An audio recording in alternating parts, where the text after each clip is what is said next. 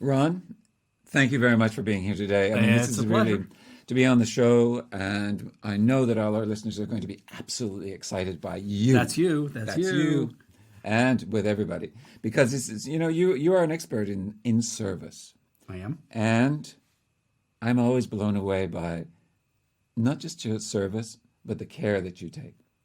So I would like to start this with, Okay. Kick off. can you share with me what is the true meaning of service? Okay, good. When I started working in the field of service about 30 years ago, Yeah. what I discovered at the time is that the concept of service itself wasn't well defined, and the field of continuous improvement of service wasn't well mapped out. There wasn't a lot of articulation. So I'd hear things like, oh, service is making people feel good, or doing what they want you to do, or you do for them what you would like them to do for you, which is assuming that everybody else in the world is like you. Unfortunately, they're not like me. We're like you. They're like them, right? So I wrote a definition, which is that service is taking action to create value for someone else. And when people hear that, no matter whether it's B2B or B2C or frontline or middle management or leaders, they realize, yeah, that makes sense. Service is taking action. You got to do something to create value for someone else. And that could be a customer or a colleague. So if that's service, taking action to create value for someone else, service excellence is taking the next action that creates more value for someone you care about. More value. Action, value, others. And care. And others, right. And that's care. And that leads to care. So what would care then mean to you? So care turned out to be this next whole area that I discovered wasn't well defined, not clearly mapped. The philosophers will debate it forever. The healthcare industry means, you're talking about us, but that's not what we mean today when we say, why should I care? What do you care about? I don't care. What is care? And so I've been working on that for a while, and here's the very short definition I've come up with. Care is concern for the future well-being of someone or something. Care is concern for the well-being of someone or something that you care about. Now, why did I say future well-being?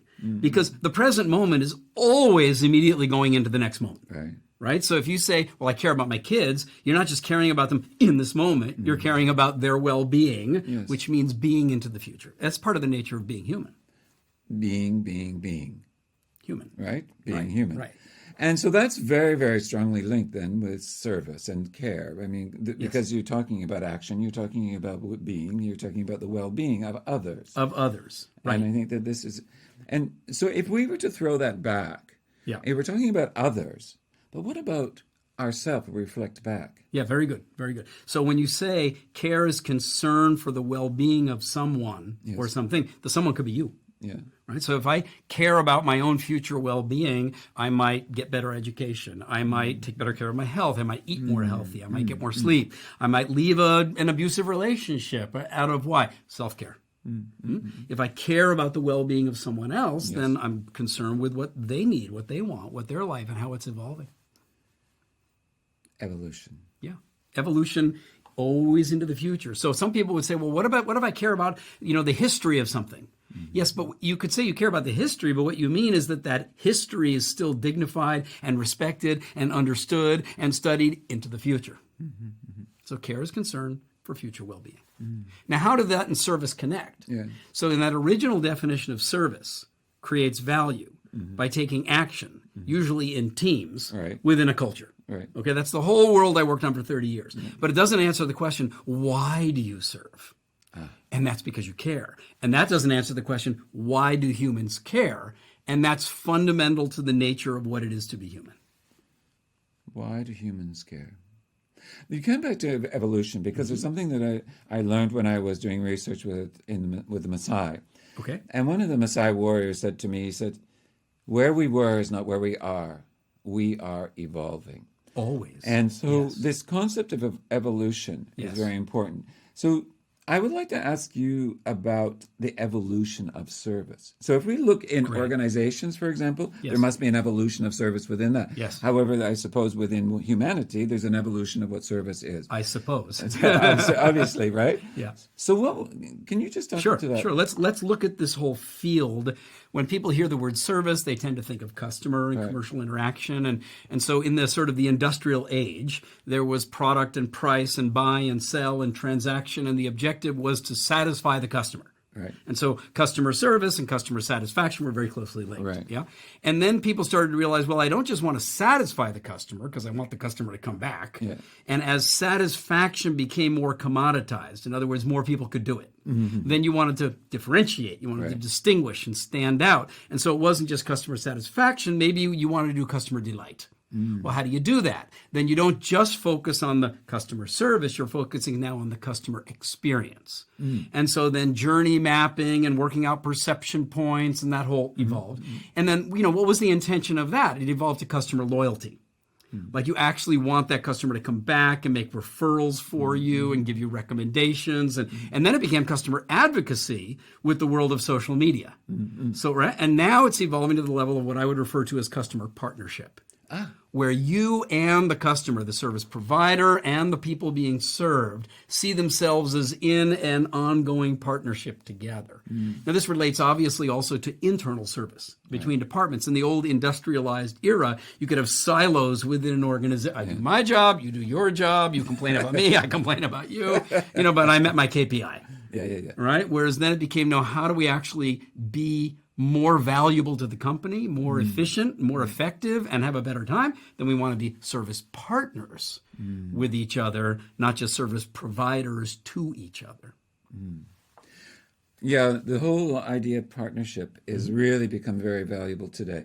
Now, if I go back to the work that I did, right, for the nomadic mindset. Yes. Is that, which, by the way, phenomenal, thoughtful, over years work. I really need to congratulate you. I've seen so many people in the coaching, speaking, training, authoring business who say, oh, I came up with a new model, but you really did the groundbreaking research and then distilled and synthesized it. So thank you for your book. And by the way, if you haven't seen it, there's the book.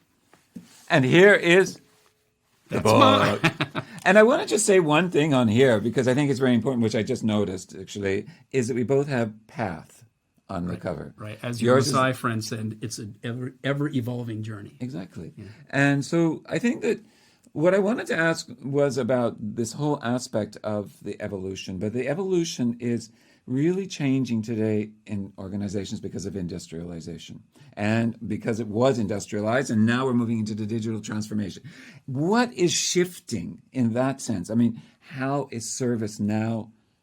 Is it different, or is it? Great question. I mean, it's taking action to create value for someone else. And underneath that, we have that narrative about care for someone's well-being. And, you call it industrialization, but it's also commoditization. It's also globalization. Now it's digitization. And so what's happening is people are, face it, we're being bombarded. Yes. With more stimulus, more inbound, more digital, more visual, more auditory than ever before. And there's less and less daily, human, intimate, compassionate, concernful interaction. Now, add on top of that all of the faking that has come along, like, run an advertising campaign, but tweak it all just to be able to get the eyeball time or to get the click-through rate. But now you're measuring click-through, but you're not necessarily measuring whether or not the other party's being well taken care of.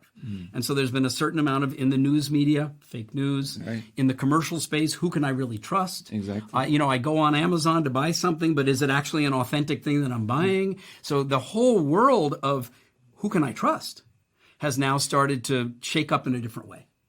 And there, I think that the human side is becoming ever more important and will continue in the future. Right? Do you just want somebody who made a promise and then executed on something, or somebody where you had the sense that they actually understood you, they were curious about you, they cared about you, they took action to be able to enable your well-being into your future?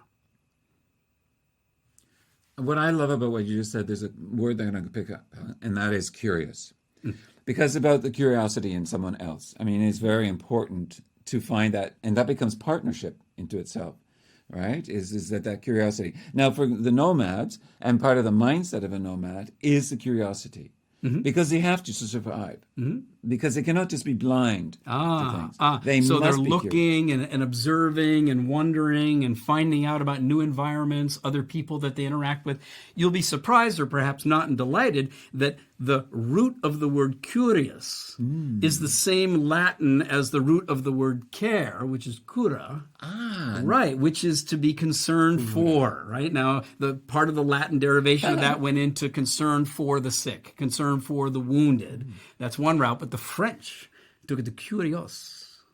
So it's concern for what's here, what's about, who am I meeting with, what are they interested in, what's possible in this new environment.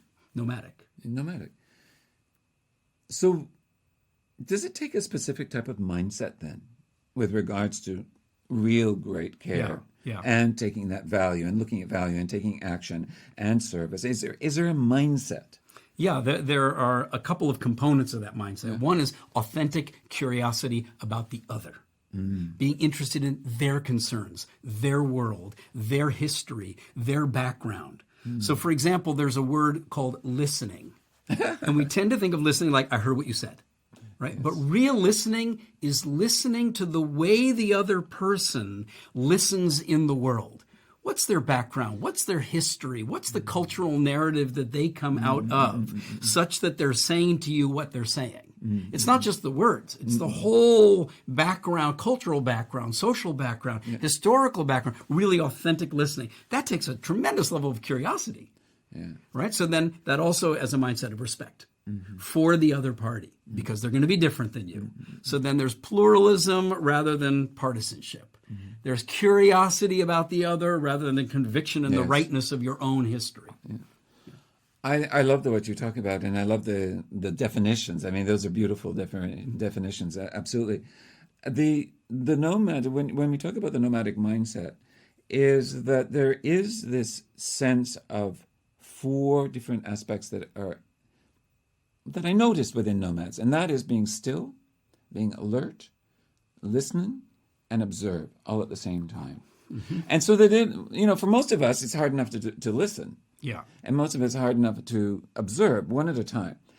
But within service and within care, are those 4 absolutely important? They are, and I would add another, which is the desire to contribute. Contribution. So contribute to the well-being of the space in which you are.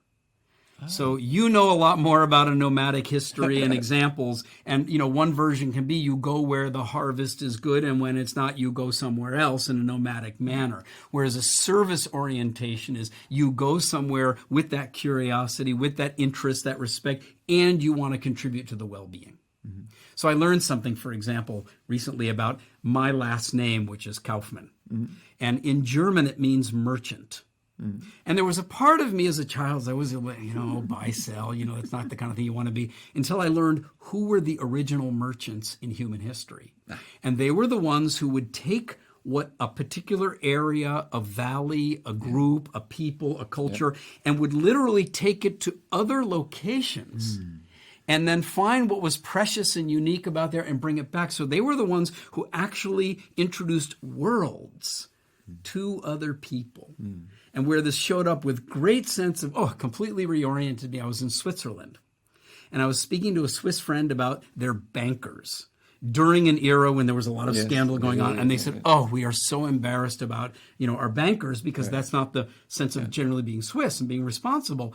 And then she said something, but we're very proud of our Kaufmanns. And I said, what do you mean? And she said, well, in history, it was our Kaufmanns, our merchants, who went down from the mountains, found things that were happening in the world, in the valleys and by the seasides and foreign lands, and brought them back up into the mountains for us, and took what we had crafted out to the rest of the world. So there you have sort of a nomadic, service-oriented, and I guess that's what I've been all my life. When I think about being born in the United States, traveling all over the world with Frisbee, doing citizen diplomacy, now living in Singapore.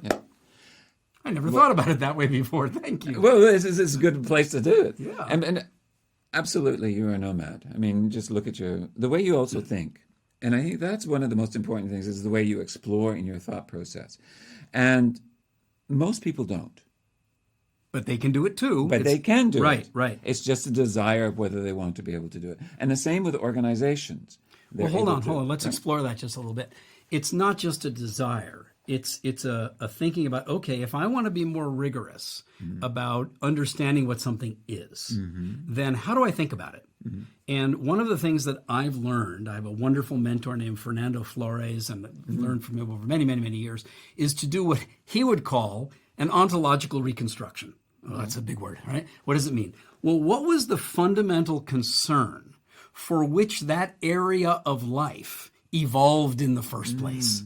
Like, what were we taking care of such that certain practices evolved, such that certain professions evolved, such that certain traditions and associations and regulations all evolved? They didn't evolve out of nothing. They evolved out of some original sense of concern for the well-being of fill in the blank. So then if you want to explore what's going on today, or how I fit in as an innovator in a tradition like you've done with Nomad. I mean, the word nomad didn't stand for an innovative mindset for the future. It looked like something ancient in the past, but you did a reconstruction of who are the nomadic tribes in the world. What is it that their fundamental concerns were that caused them to go be nomads? And then you even distilled it further into the different aspects of nomadic life.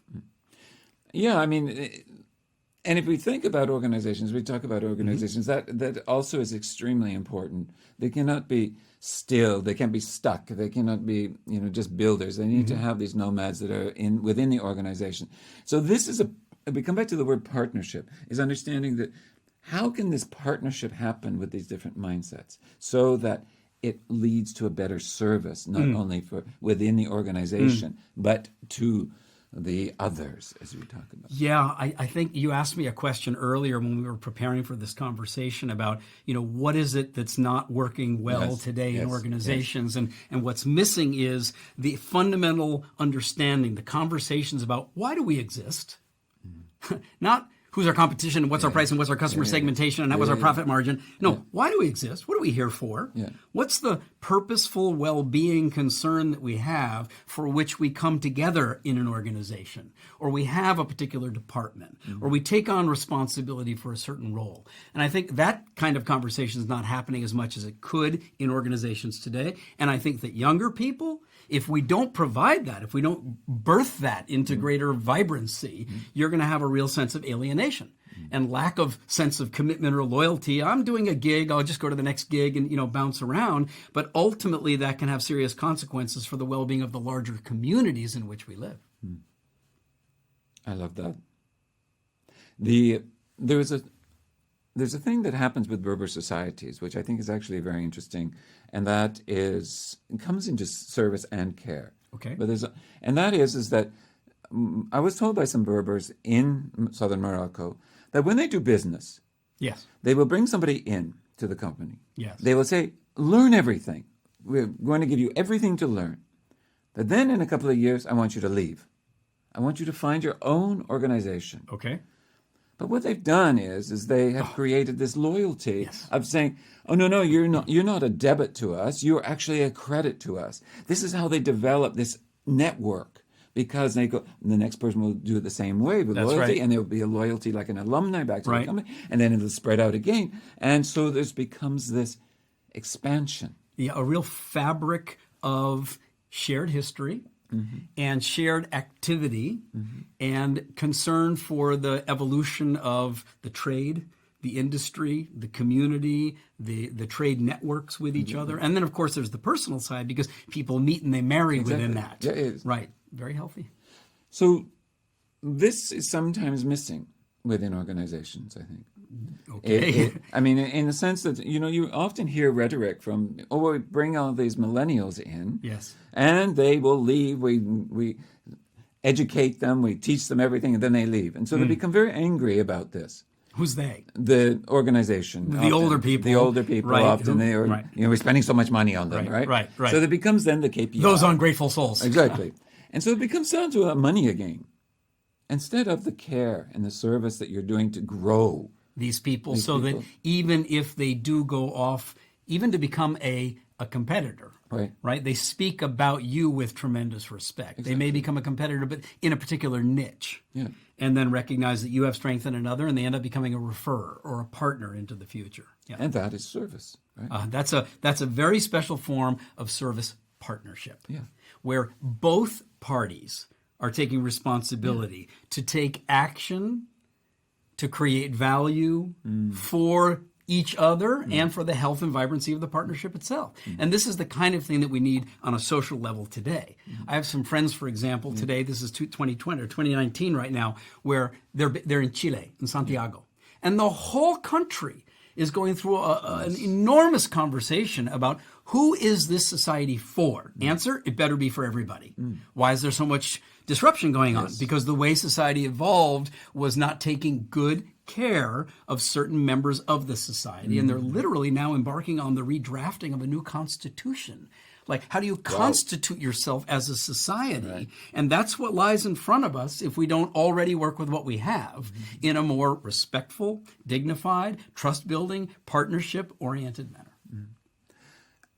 And this partnership is a collaboration, which I think is actually a very interesting word. A lab, like working together, Right. And then oration. So oration is about speaking. It's about language. I mean, It's we about are language, the animal that speaks. Yeah. We're the animal, the biological creature. We're mammals who has language. Yeah. And so every new baby that's born is born into an already existing world of all of these distinctions and conversations and practices. And that kind of education of humanity is not being very well done. As you know, that's what I'm up to next. Yes, exactly. Yeah. If an organization wants to really progress in today for Industry 4.0 and Industry 5.0, which is on our tails right away, Okay. what do they need to do? I would say go back to do the fundamental reconstruction of why do you exist? It's lovely. What are you for? Who is the someone else that you have the intention of contributing to? Huh? And then out of that, you can then start to see various options. You can see other players within the market. You can see gaps that are missing in terms of concern and generation of new value. You can invent new practices. Is that something that's going to come into your care?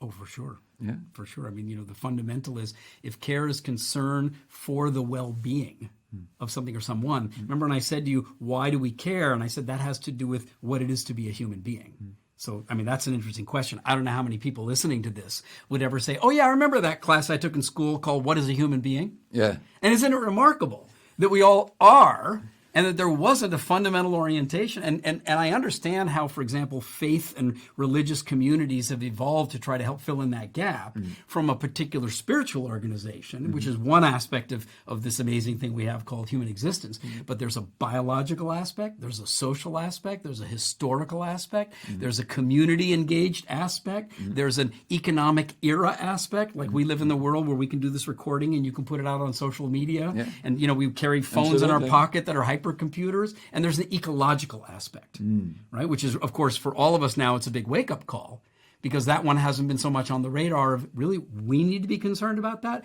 Yes, you're a species called human being that can have that kind of impact with the practices that you engage in. And we're in a process today of looking at, what do we need to become? Not just how do we perpetuate what we've been. It seems as if we have been looking at the planet as serving us, Yeah, we And call it how- a resource. a resource. Right. And now we really need to, how do we serve it? Well, how do we express our concern for the future well-being of something or someone? In this case, the ecological niche in which we exist. Exactly. So I'm a scuba diver. Yeah. My wife Jen and I love to scuba dive. We're still healthy enough and vibrant enough to do that on a regular basis. And over the course of the past decade, we have literally seen the coral dying off down lower and lower into the number of meters in the water. And you told me about a wonderful situation with the women. Tell me again, what was that? I just read it today and in the Guardian, and they're talking about these Kenyan women on a small island, and they have been a lot of bleaching in the coral, and so it's dying, and they have been reconstructing the coral and bringing it back to life by planting outside of the water and then replanting and then putting the seaweed and making seaweed. Beautiful.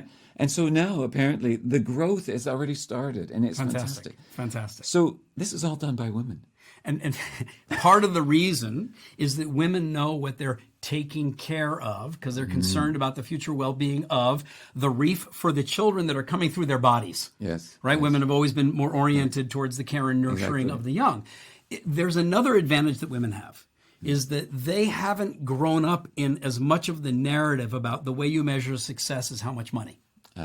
Right? If you're so smart, how come you're not rich? That storyline, right? And so they're not looking at the refreshing and the regrowing of the coral as to how much money am I going to make, right? They're looking at it like how healthy and vibrant is this whole ecosystem. So they actually have an advantage of not having been as corrupted by what friends of mine call the god of money.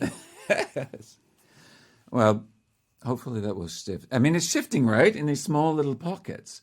And with people seeing that it's not all about money today.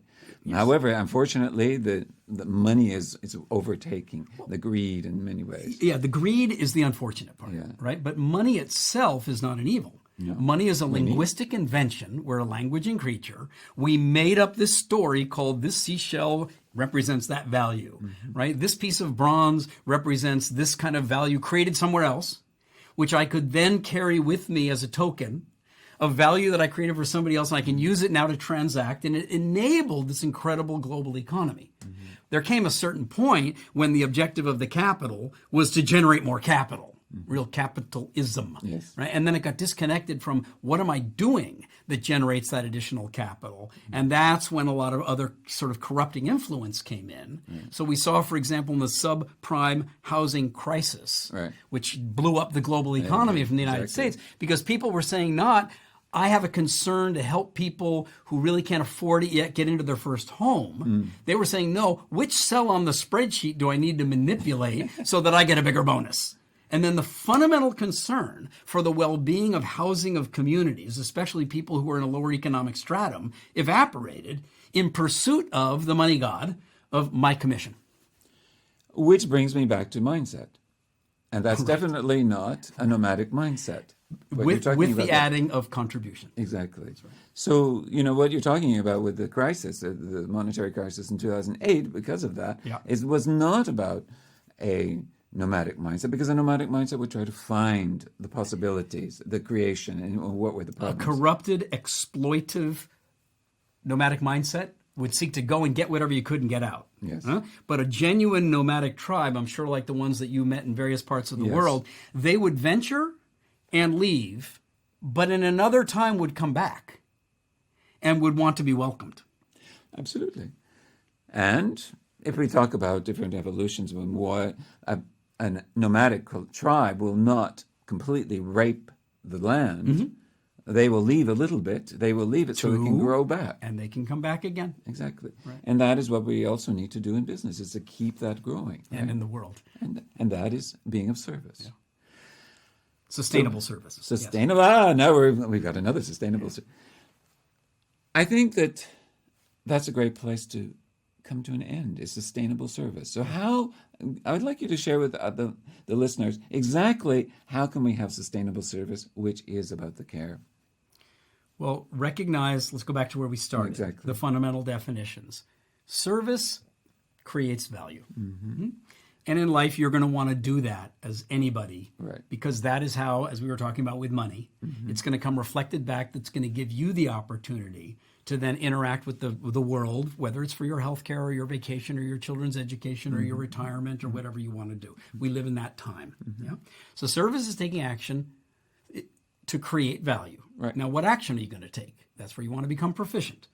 You want to develop skills. You want to develop sensibilities so that you can take qualified good action to create value for someone else. Well, it doesn't matter what action you take if someone else is not getting the value. So there's that curious nomadic mindset of really provoking. Now remember, you want to distinguish. So service excellence is taking the next action that will create more value for someone else. That requires a more creative thought. That requires a more proactive concern for the other. So they may ask you a question and you answer the question. You say, but Usually when people ask me that question, there's another question. Or there's something else here that you didn't ask, but let me take a moment. And so in that proactive manner, you're generating more value than was requested in a pure transactional situation. So then you're creating even more well-being for the other. Now they're going to want to come back to you. They're going to respect you. They're going to be an advocate for you. You're generating partnership, which leads to sustainability, etc. But if you want to go down to the core, underneath service, it's concern for well-being in the world. Well-being of yourself, well-being of your family, well-being of others, well-being of those traditions and societies that you care about. And the planet. Well, the planet is one big society we care about. It's the ecological niche. Yeah. That's the well-being. I want to thank you very much for being here with me, Ron. It's been a great pleasure, as always, to spend time with the vivacious It's a joy. It's a joy. And I want to thank you and the audience. I know that you, all the listeners, will really tap into the service mind and the value and take action. And if you're watching this on video, The Nomadic Mindset, awesome book. Congratulations. Thank you. And the awesome book, Uplifting Service. You can tell we're friends. Great friends. Thank you so much. You're Take welcome. care.